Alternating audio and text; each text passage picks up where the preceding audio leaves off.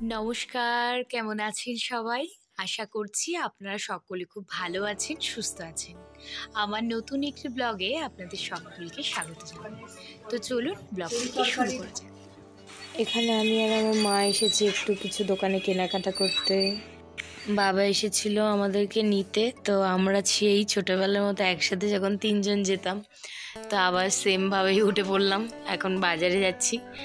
এখানে বাজার টাজার করে চিকেন নিয়ে তারপরে বাড়ির দিকে যাব। ইয়াতে অনেক ঠান্ডা, বাট হয়তো এখন একটু কমেছে, কিন্তু সব জায়গাতেই এখন গরম পড়ে গিয়েছে। বাট পুরুলিয়াতে অনেকটাই ঠান্ডা এখনো আছে। আর এখানে আমাদের সবজি কেনাকাটা প্রায় ম্যাক্সিমাম কমপ্লিটের মুখে। তারপরে চিকেন নেবো, চিকেন নিয়ে বাড়িতে যাব। এখানে বাজার করতে করতে বাবার চোখে পড়ে একটা বোয়াল মাছ।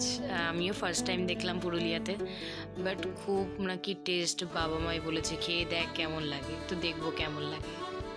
এখানে আমাদের চিকেন নেওয়া কমপ্লিট। এবারে একটু বাবা মাদের চা, সিঙ্গারা, মানে পুরুলিয়ার বিখ্যাত চপ ভাজা খাওয়ালাম, তারপরে বাড়ির দিকে এলাম। মা আজকে বানিয়েছিল বাঁধাকপি দিয়ে চিংড়ি মাছ আর বোয়াল মাছের কালিয়া। আই লাভ ইট, দারুণ হয়েছিল।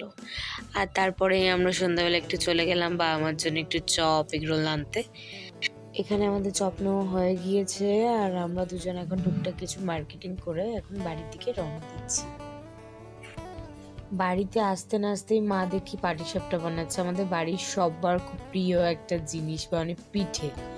আমাদের খুব ভালো লাগে, মায়ের হাতে তো অতুলনীয়, মানে কোনো কথাই হবে না। আর এত সুন্দর পিঠে বানিয়েছে না।